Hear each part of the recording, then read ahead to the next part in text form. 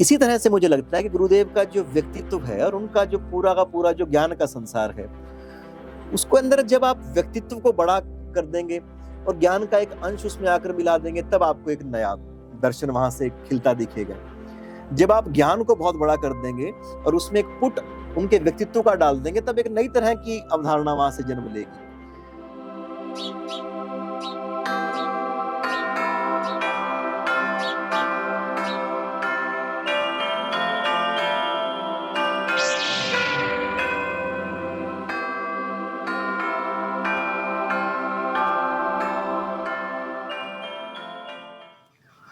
Sir, लगातार आप गुरुदेव को लेके उनकी स्मृतियाँ समेट रहे हैं, उनकी यादों को समेट रहे हैं और एक खजाना आपने उनके नाम से एक विरासत तैयार कर दी है, जो आने वाली पीढ़ियों को बहुत कुछ देगा। और एट प्रेजेंट टाइम की बात करें, उनके बहुत सारे ऐसे कहते हैं कि मिले भी नहीं हैं, लेकिन ऐसे शिष्य हैं जो गुरुदेव को बहुत सम्मान दे रहे हैं, प्यार दे रहे हैं।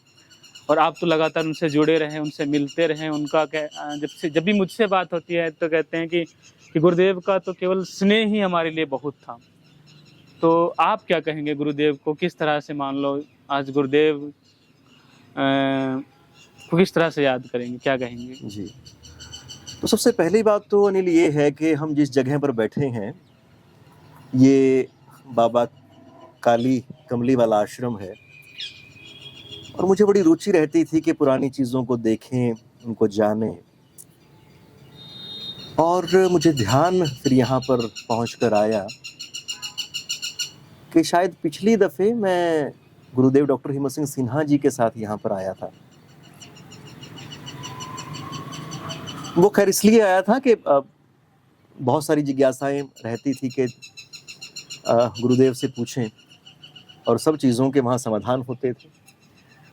तो एक बार मेरे मन में फिर ये संकल्प जगा कि जो बाबा काली कमली वाला अन्न क्षेत्र है, एक बहुत बड़े इलाके में एक तरह से कहें तो जो धार्मिक तीर्थ स्थल हैं, वहाँ पर कोई और व्यवस्थाएं पहले नहीं होती थी।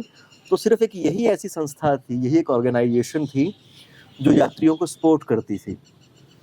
तो गुरुदेव को लेकर मैं आया और यहाँ पर उनको बिठाया और उनसे उनकी यात्रा के बारे में, जो कि उन्होंने बद्रीनाथ की यात्रा की थी, तो उस यात्रा के बारे में पूछा और उन्होंने पूरा वो वृतांत बताया है कि किस तरह से इनकी, क्योंकि सड़क तो नहीं होती थी तब, तो किस तरह से इनकी पूरी की पूरी एक सपोर्ट रहती थी। तो यानी कि यहाँ आए तो यहाँ पर फिर से एक तरह से गुरुदेव ने जैसे हमें ओढ़ लिया, वो हमारे चारों तरफ एक आवरण के रूप में फैल गए। और अब तो ऐसा लगता है कि जीवन में हम कहीं भी चले जाएं, दिन के किसी भी हिस्से में हो, सदैव लगता है कि उन्हीं के एक आभा मंडल में, उन्हीं की एक छाया में लगातार है। और दो ही तरह के विचार अब तो जगते हैं मन में। एक विचार ये कि उनकी बातें जो हमने सुनी, जिसके हम साक्षी बन पाए, तो ऐसा लगता है कि जैसे पता नहीं कितने जो जन्म थे, उनका एक तरह से पुण्य उदित हुआ कि गुरुदेव के रूप में उनका ऐसा सानिध्य हमें मिल पाया। और दूसरा फिर एक खालीपन है जो लगातार हावी रहता है। वो लगता है कि किसी चीज़ में रस नहीं बचा, जीवन का कोई बड़ा ध्येय नहीं बचा, क्या करें, कैसे जाएं। लोगों के लिए तो वो एक ज्ञान के पुंज थे, तो ज्ञान के पुंज तो खैर हमारे लिए भी थे, पर उससे कहीं अधिक बढ़ के मुझे तो वो उनके साथ जो एक तरह से मानसिक संबंध जुड़ गया था, जो एक सपोर्ट वहाँ से मिलती थी, जो समाधान वहाँ से मिलते थे। और सबसे बड़ी बात यह है कि जिस तरह से मैं अपने स्कूल के काज निपटा के गुरुदेव के पास जाता था, तो बहुत बार थके भी होते थे, तो पता नहीं गुरुदेव के सानिध्य में क्या होता था, वो क्या चीज़ उनके पास थी, वो क्या उनके आसपास की ऊर्जाएं किस तरह की थी, कि जब फिर वहाँ से हम उठते तो पूरी तरह से ऊर्जावान, पूरी तरह से प्रवाह में एक अलग ही आलोक से आलोकित हुए वहाँ से उठते थे। तो गुरुदेव का तो क्या कहें, उन्होंने तो जीवन को रूपांतरित करके रख दिया है। और मुझे ज़्यादा हैरानी तब होती है कि जो मेरे अंदर ये गुरुदेव के लेकर जो भाव उदित हुआ है, जो जग रहा है, जो बढ़ता रहा है, जब हमारे पास बहुत दूर से कोई कनाडा से, कोई लंदन से, कोई अलग-अलग देशों से, हमारे देश के बहुत सारे राज्यों से जब लोगों के फ़ोन आते हैं या उनके ईमेल्स आते हैं और उनको उसी भाव में बंधा हुआ मैं देखता हूँ, तो मुझे बहुत हैरानी होती है। बहुत हैरानी भी होती है, तब गुरुदेव के साथ जो हमने लम्हे बिताए हैं, तब उन लम्हों की एक तरह से फिर से उनको देखना शुरू करते हैं, उनका फिर से मान होता है, उनकी फिर से वैल्यूएशन करना हम शुरू कर देते हैं। उस तरह से आप गुरुदेव को कैसे बताना चाहें? डिफाइंड शब्द तो बिल्कुल कहेंगे नहीं गुरुदेव के लिए, फिर भी गुरुदेव को एक प्लेटफ़ॉर्म से हट के व्यक्तिगत रूप से कैसे आप देखते थे? जब उनके पास बैठते थे, बातचीत होती थी, कोई सज्जन आता होगा तो किस तरह का उनका रवैया, व्यवहार या जी। किस तरह से बताएँगे आप? जी, बिल्कुल। अ, असल में यही वो पक्ष है, जिस पक्ष को लेके हम बहुत सारे लोगों से मिलने की कोशिश करते हैं और आप हमारे साथ होते ही हैं। वो मैं तो अक्सर लोगों से कहता हूँ कि जो गुरुदेव का ज्ञान रहा है, वो ज्ञान भी छोटा पड़ जाता है उनके व्यक्तित्व के आगे।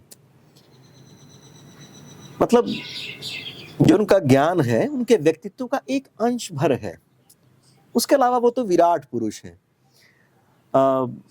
अगर हमारी भारतीय संस्कृति में एक देव पुरुष के जितने लक्षण हो सकते हैं, उसमें औरों के लिए दया होती है, वो औरों के सेवा के लिए समर्पित रहता है, वो विरक्त भाव से जीता है, पर वो सदैव कर्मशील होता है, सदैव विद्या का अध्ययन करता है और जो कुछ मिला वो समाज को देता रहता है ना। गुरुदेव अक्सर गुरुदेव से पूछते थे कि गुरुजी देवता कौन है? तो गुरुदेव कहते थे कि देवता वो है जो समाज से ले कम और उसको दे ज्यादा। एक व्यक्ति कौन है जो समाज से जितना लेता है उतना वापस करता है, और राक्षस कौन है जो समाज से लेता अधिक है और देता बहुत कम है। तो इस तरह से देखें तो लगता है कि उन्होंने समाज रूपी सरिता में से सिर्फ एक चोंच भरी और बदले में जैसे अपने अंदर से पूरी सरिता उड़ेल दी। तो इस तरह के वो व्यक्तित्व, और जहां तक विषयों की बात है कि ये विषयों के साथ उनके व्यक्तित्व के जो प्रकार थे वो सामने आते रहते थे। तो बहुत बार तो ये होता था कि जैसे मैं गया, क्योंकि उनके घर की एक पूरा परिवेश होता है, हमें होता था कि कहीं घर वाले उठ ना जाएं और उससे पहले जल्दी से गुरुदेव के पास जाएं और कुछ ना कुछ उनसे बातचीत रिकॉर्ड कर लें। तो छुट्टी हुई तो हमारी, तो फिर हम दोपहर को करीब 4 बजे मैं पहुंचने की कोशिश करता था कि 4:01 या 2 मिनट पे गुरुदेव के पास पहुंच जाऊं। तो गुरुदेव या तो जगह मिलते थे वो, और अगर वो सोए भी हैं और मैं चुपके जाके बैठ जाता था, पंखा चला हुआ है ऊपर, तो पता नहीं उनमें क्या उनकी जो सेंसेस हैं, सेंसेस के अलावा कुछ और उनकी अनुभूतियां हैं, वो कैसे जान जाते थे कि 5 या 7 मिनट में उठ जाते थे वो। उनको जैसे पता चल जाता था कि उनके पास बैठा है, जबकि बिल्कुल चुपचाप बैठते थे हम। और उठते ही सबसे पहली, और उठने का उनका बड़ा जबरदस्त एक तरीका था। जैसे वो लेटे हैं, गहरी नींद सो रहे हैं, और फिर उन्होंने देखा एकदम, जैसे एकदम वो बैठे आपको मिलेंगे और हाथ जोड़ के, अच्छा विकास जी आप आ गए, आपने बताया भी नहीं, अच्छा चलो करो करो शुरू। तो देखिए वो जो 1 मिनट से भी कम का जो समय है, वो 92 साल, 93 साल, 94 साल के जो व्यक्ति रहे, वो जो महामना रहे, उनको सिर्फ इतना समय लगता था तैयार होने के लिए। तो फिर हम अपना कैमरा रखते थे और कैमरा रख के मैं गुरुदेव के पास बैठ जाता था। तो कुछ विषय तो ऐसे थे कि जो एक सीरीज के रूप में चले, जैसे कि रामचरितमानस चला, या फिर पाश्चात्य दर्शन चला, या फिर भारतीय दर्शन की शाखाएं चली। पर अक्सर जो एक हमने सीरीज शुरू की हुई है आस्क डॉक्टर सिन्हा करके, तो उसके लिए जो प्रश्न आते थे वो हम उनको कभी नहीं बताते थे। वो बस जैसे बैठे हैं तो मैं तुरंत मोबाइल खोलता था और उसमें जो प्रश्न सामने आते जाते थे उनको मैं पूछना शुरू करता था। और कमाल की बात ये है कि वो 15 या 20 सेकंड का समय, जो बस मेरे प्रश्न बोलने का समय है एक तरह से, उतने में उनका जवाब तैयार होता था। और जवाब उनका ऐसा होता था, ऐसा लगता था कि जैसे कोई व्यक्ति पता नहीं कितनी तैयारी के बाद, कितने शोध के बाद उस विषय पर उस तरह से बात रख पाए, तो बहुत सहज रूप में वो बात को रख देते थे।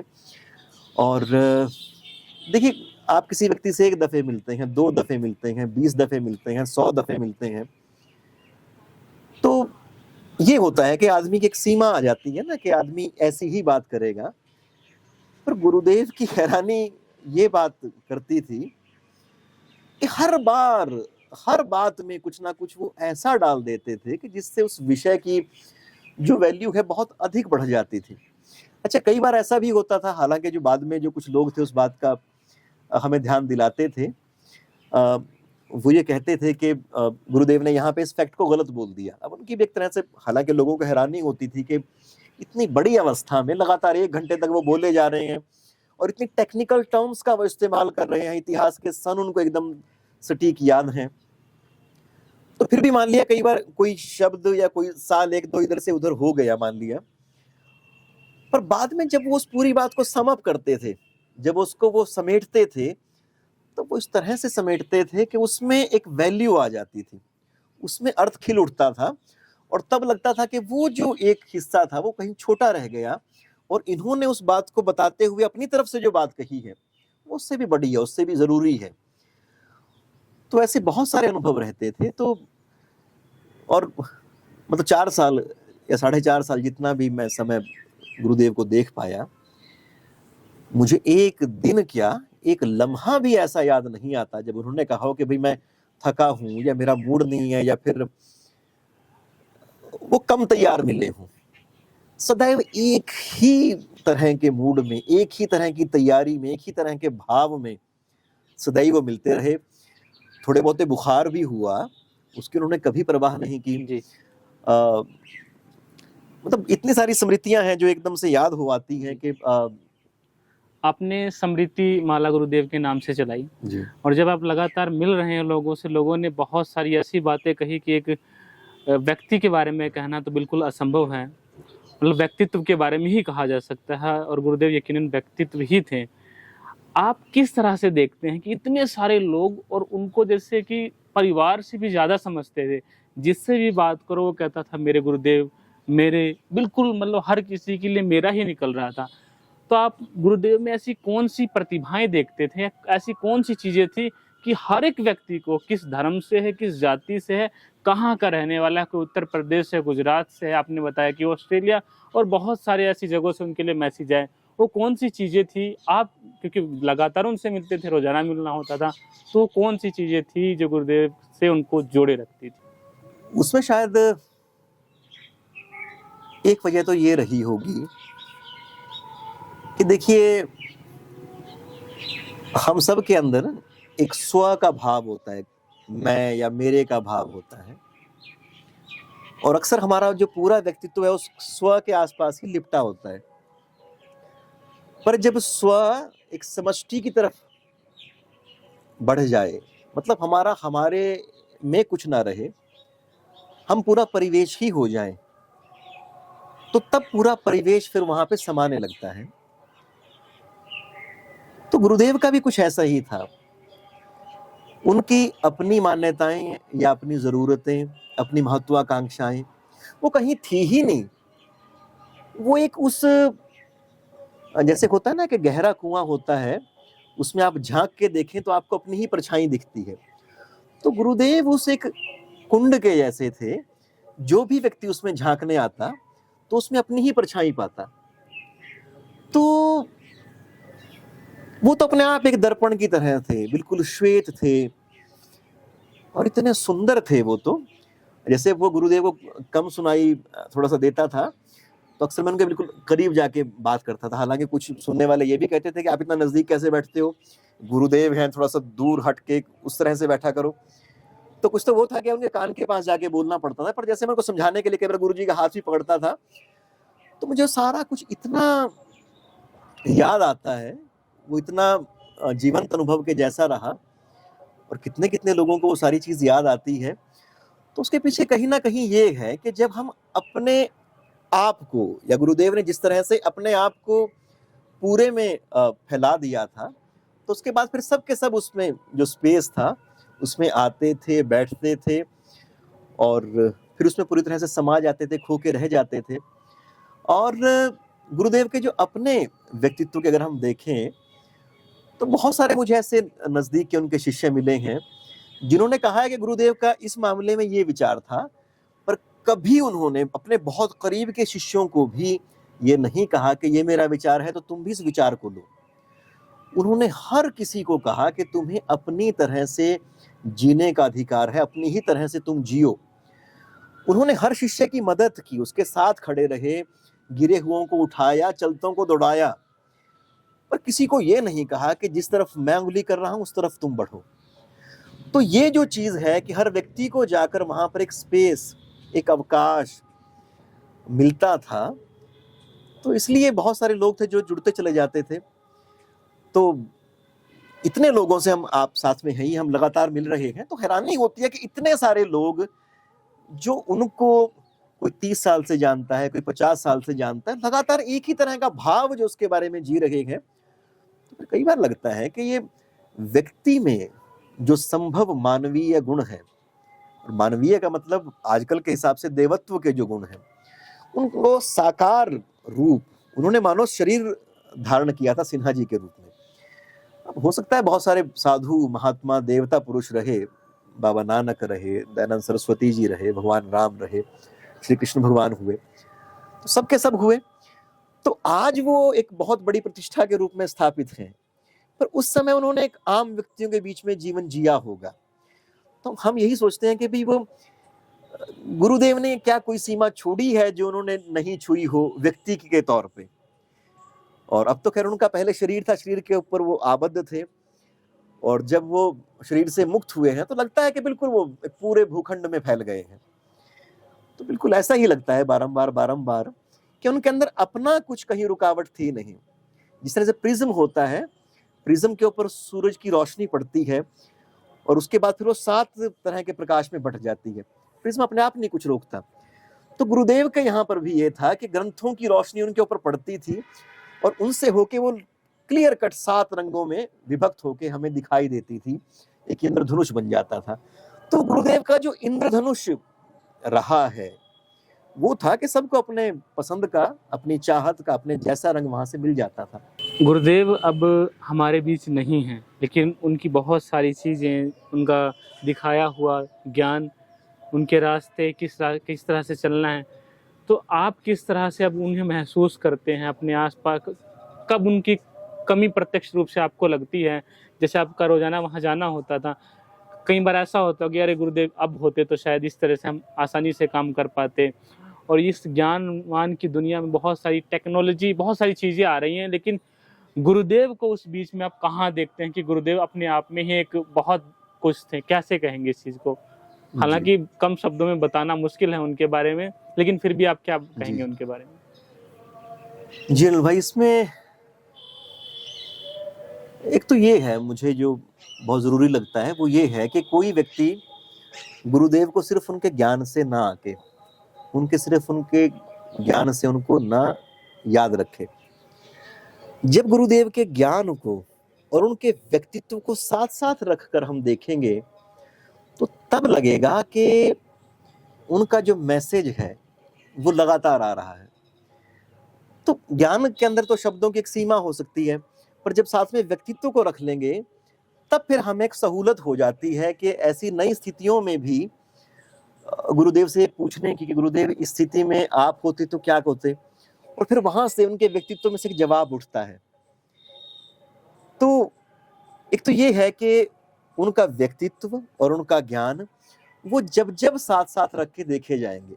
मुझे कुछ ऐसा फिलहाल आपको बताते हुए लग रहा है कि जैसे हमारे पास मान लिया 2 रंग हैं, एक लाल है और एक हरा रंग है, 2 ही रंग हैं। तो उन 2 रंगों को अलग अलग अनुपात में अगर आप मिलाते चले जाते हैं तो हर बार एक नया रंग आपको मिलता है। तो इसी तरह से मुझे लगता है कि गुरुदेव का जो व्यक्तित्व है और उनका जो पूरा का पूरा जो ज्ञान का संसार है, उसको अंदर जब आप व्यक्तित्व को बड़ा कर देंगे और ज्ञान का एक अंश उसमें आकर मिला देंगे, तब आपको एक नया दर्शन वहां से खिलता दिखेगा। जब आप ज्ञान को बहुत बड़ा कर देंगे और उसमें एक पुट उनके व्यक्तित्व का डाल देंगे, तब एक नई तरह की अवधारणा वहां से जन्म लेगी। तो ये लगता है कि गुरु की जो बातें हैं, उनका जो संदेश है, वो दोनों को जब मिला लेंगे, या फिर एक वो भी होता है ना आजकल, एक प्लास्टिक वगैरह को जोड़ने के लिए एक सॉल्यूशन आता है, वो दो सॉल्यूशन को आपस में मिलाते हैं, जोड़ के फिर वो लगा देते हैं, काम करता है। तो उनके दोनों को मिला के जब जब जहां जहां पर लगाया जाएगा वो अपना अर्थ देगा। दूसरा ये भी लगता है कि बहुत सारी ऐसी बातें हैं जिसमें लगता है कि वो होते तो ऐसा कुछ कहते, ऐसा कुछ जोड़ते, तो तब फिर उनके जो पुराने लेक्चर्स हैं गुरुदेव के, उनको फिर हम देखना शुरू करते हैं, कई बार उनको साझा भी करना शुरू करते हैं। तो वो असल में उसमें भी कई सारी बातें, तो ये है कि वो लेक्चर्स इतने हैं, करीब 1000 से ऊपर लेक्चर्स हैं। तो आज से 4 साल पहले जो लेक्चर रिकॉर्ड हुआ था, तो हमें भी वो याद नहीं कि गुरुदेव ने एग्जैक्टली उसमें क्या क्या बातें कही थी। तो अब जब दोबारा उस लेक्चर को सुनते हैं तो लगता है कि जैसे ये चीजें दोबारा से एक तरह से हम सुन रहे हैं, पर ऐसा लगता है जैसे पहली बार इनको सुन रहे हैं। एक तो उनकी बहुत सारी चीजें जो वो कहना चाह रहे हैं, तो उनके अलग अलग लेक्चर्स में किसी ना किसी रूप में विद्यमान है। जैसे कि मुझे अभी भी ध्यान है कि कल रात किसी ने एक मैसेज किया कि आपसे गुरुदेव ये मेरा प्रश्न है, तो उसके नीचे किसी और व्यक्ति ने जवाब लिखा कि गुरुदेव अब नहीं रहे, अब इन प्रश्नों के जवाब आपको गुरुदेव के जो पहले बोले हुए लेक्चर्स हैं उनमें से ढूंढने पड़ेंगे, यानी कि हमारा थोड़ा श्रम बढ़ जाएगा, पर जवाब तो वो सब के सब वहां पे हैं। तो मुझे तो ये बहुत पूरी तरह से यकीन है कि जिस तरह से हर धर्म का, हर संप्रदाय का एक पूरा दर्शन, पूरी फिलॉसफी है, तो गुरुदेव का भी, हालांकि ये कहना तो बहुत गलत होगा कि उनका पूरा ज्ञान क्या है, ज्ञान का एक बहुत छोटा सा अंश हम ले पाए, पर फिर भी एक उसमें पूरा का पूरा दर्शन उनका झलकता है। इस दर्शन को हम जब लोग अपनी तरह से लेते हैं, धारण करते हैं और उसको व्यवहार में लाते हैं, तब वो नई नई अर्थ हमें देता है, नई नई स्थितियों में नए नए वो अवसर खड़े करता है। तो मुझे लगता है कि उन्होंने जो अभी तक कहा है उसमें एक पूर्ण दर्शन की परिकल्पना उभरती है, जिसमें सबके लिए प्रेम है, सभी तरह के ज्ञान के लिए एक आकांक्षा है, और उसमें जाति की, धर्म की, संप्रदाय की, सब तरह की दीवारें टूट जाती हैं जो सनातन परंपरा को समर्पित हैं, पर यहाँ के आडंबरों को पसंद नहीं करते, उसका वैज्ञानिक पक्ष देखते हैं, जो दर्शन में यकीन रखते हैं पर मनोविज्ञान की भी वैसी ही बारीकियां देखते हैं, जिन्होंने अपनी जवानी में तंत्र की साधना की, पर एक समय के बाद जाकर फिर उन्होंने रामचरितमानस को धारण कर लिया और भगवान राम का ही प्रचार किया, जो इस पूरी सृष्टि को राममय ही देखते हैं, राम का ही विस्तार देखते हैं, जो अपने दोस्तों के दिलदार थे। हमारे शहर में कितने ही ऐसे लोग हैं जो उनको पिता तुल्य नहीं, पिता ही कहते हैं। कोई रिक्शा चलाने वाला बच्चा, कोई कहीं स्टेशन पर भीख मांगने वाला बच्चा, उन्होंने पकड़ा, अपने पास रखा, और उसको ऐसा नहीं कि एक इनिशियल सहारा दिया हो, जब तक वो अपने मकाम तक ना पहुंच गया। और अभी तक उनके कितने ही विद्यार्थी हर रोज उनके पास आते थे। तो उन्होंने जिस तरह से गुरुता को जिया है वो अद्भुत रहा। जो लोग गुरु जी से जुड़े थे, क्योंकि बहुत सीमित लोग, तो मैं ये कहूँगा कि गुरु जी से पक्ष जो डायरेक्टली जुड़े हुए थे, लेकिन आप प्रत्यक्ष रूप से भी गुरु जी से बहुत सारे लोग जुड़े हुए थे। अब गुरु जी के बारे में जानना चाहते हैं और बहुत सारी उनकी वीडियोस देखते हैं और लगातार वो कमेंट भी करते हैं। मैं अगर ये कहूँ कि भाई मैं इसको कर पाया, ये तो बड़ा बेवकूफ़ी वर्गा मामला होगा। असल में ये है कि हमें एक छोटा सा अवसर मिला, हम वहां पर बैठ पाए और उसका छोटा सा एक माध्यम हो पाए। वस्तुतः तो गुरुदेव को अपने अनंत शिष्यों के साथ संवाद करना था।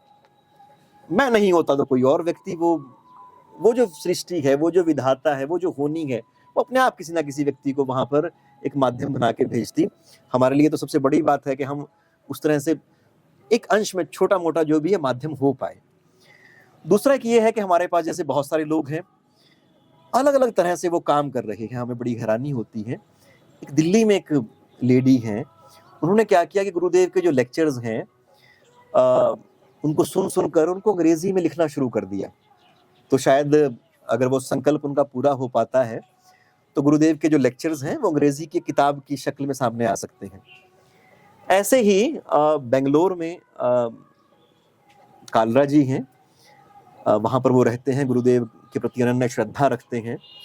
तो उन्होंने जो उनके लेक्चर्स हैं उनको हिंदी में एक तरह से लिखवाना शुरू कर दिया है। तो बाद में उसको वो उनका कई बार फ़ोन भी आता है, तो हमने कहा कि आप अपनी तरह से देखें इसमें क्या कर सकते हैं। तो वो भी शायद एक किताब की शक्ल में सामने आएँगी चीज़ें धीरे-धीरे करके। एक ऐसे ही लंदन में एक सुनने वाली एक विदुषी हैं, अंजलि उनका नाम है। तो उन्होंने क्या किया कि गुरुदेव के जो लेक्चर्स हैं उनके इंग्लिश में सबटाइटल्स तैयार करने शुरू कर दिए हैं, और वो हमारे पास सबटाइटल्स भेजती हैं, वो हमें तरीका बताते हैं, तो हम उसको ऑन करके वो उसमें सबटाइटल इंग्लिश में आ जाते हैं। तो उनकी चिंता असल में ये थी कि जो उनके बच्चे विदेशों में रहते हैं, उन बच्चों को कैसे वो चीज़ें बताएँ, तो उन्होंने कहा कि इंग्लिश में अगर सबटाइटल होंगे तो इससे मदद मिलेगी। तो इस तरह से हमें ये लगता है कि बहुत सारे लोगों ने गुरुदेव के ज्ञान के प्रति एक अपने-अपने दायित्व को उठाया है, और मैं तो उन सबसे निवेदन करूँगा कि हमारी तो अपनी बहुत सारी सीमा है, व्यक्तियों के रूप में, संसाधनों के रूप में, कोई हमारे पास ऐसा समय भी बहुत सीमित रहता है, बहुत ज़िम्मेदारियों के बीच में। तो सब के सब लोग अपनी-अपनी तरह से आगे आएँ, वो बताएँ, वो सजेस्ट करें, वो निर्देशन दें कि आगे क्या-क्या किया जा सकता है। तो सबका एक साझा ये ज्ञान की परंपरा है, सबका मैं तो कहूँगा साझा दायित्व भी है, साझा अधिकार भी है इसके ऊपर। तो वो सब के सब लोग आएँ, इसमें अपना-अपना हिस्सा जोड़ें, इसमें बताएँ आगे कैसे किया जा सकता है। और इसके अलावा ये और बात है कि जिस तरह से लोगों के पास जाके हमने कुरुक्षेत्र शहर में या अपने आस-पास के नगरों में गुरुदेव के विषय में जो स्मृति माला, श्रद्धांजलियाँ या स्मृतियाँ रिकॉर्ड करना शुरू की हैं, तो गुरुदेव के ऐसे बहुत सारे दूर बैठे जो शिष्य हैं, जो उनके जानने वाले हैं, तो उनसे हम इतना प्रार्थना करेंगे हाथ जोड़ के कि वो अगर अपने वहीं से, जहाँ पर वो बैठे हैं, अपने मोबाइल में एक तरीके से, मतलब एक मोबाइल तो ऐसे होता है वर्टिकल, एक हॉरिजॉन्टल फॉर्म में, कहीं पर भी ऐसी जगह एकांत में बैठकर अगर वो अपनी तरह से बात हमें भेज सके रिकॉर्ड करके, तो उनके उन संस्मरणों को कि किस तरह अपने बारे में पहले तो कुछ बताएं हमें वो, कि वो कहाँ से हैं, क्या उनका नाम है, क्या वो प्रोफेशन में हैं, उन्होंने कब से गुरुदेव को सुनना शुरू किया, सुनने के बाद उनको क्या लगा, क्या कुछ परिवर्तन लगा व्यक्तित्व में, या कोई नई संकल्पनाओं ने जन्म लिया, या फिर कुछ और चीज़ें जो आप कहना चाहते हैं। तो 5 से 10 मिनट का एक वो वीडियो बनाकर हमें और गूगल ड्राइव पे लिंक के रूप में हमें वो साझा करें, तो फिर हम ज़रूर उन सब वीडियोज़ को सब दोस्तों के साथ साझा करना चाहेंगे, क्योंकि वो तभी है, मतलब गुरुदेव की जो पूरी तस्वीर है उसमें बहुत सारे रंग हैं जो धीरे-धीरे करके भरे जाएँगे, तभी फिर वो खिलखिलाता चेहरा मतलब गुरुदेव का हमारे सामने स्पष्ट हो पाएगा।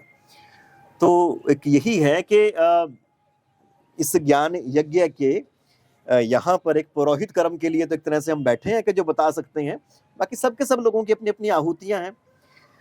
और मैं ऐसा इसलिए भी कई बार सोचता हूँ कि बहुत सारे ग्रंथ हो सकते हैं, बहुत सारे व्यक्ति हो सकते हैं, बहुत सारे काम हो सकते हैं, पर उन सब को करते हुए पूरी तरह से आपको एक आनंद, एक पूर्णता की अनुभूति कोई ज़रूरी नहीं है। आप जीवन में कोई एक काम ले लें, कोई एक संकल्प उठा लें, और अगर आप उसमें रत हैं, तो आपको सारी विद्याएँ उसके माध्यम से सिद्ध हो जाएँगी। सब तरह की शांति आपका मन उसको लेके पा जाएगा। आपको कहीं जाने की ज़रूरत नहीं पड़ेगी। आप किसी भी एक ध्येय में अपने आप को लगा लें। तो मुझे तो गुरुदेव डॉक्टर हिम्मत सिंह सिन्हा जी के रूप में एक ऐसा ध्येय मिला है, ऐसा परिपूर्ण आकाश मिला है, जिसमें मेरे जैसी 1000 ज़िंदगियाँ भी खप जाएँ, तो तब भी वो अपने आप को अनुग्रहित, अपने आप को आनंदित और अपने जीवन को सफल महसूस करेंगे।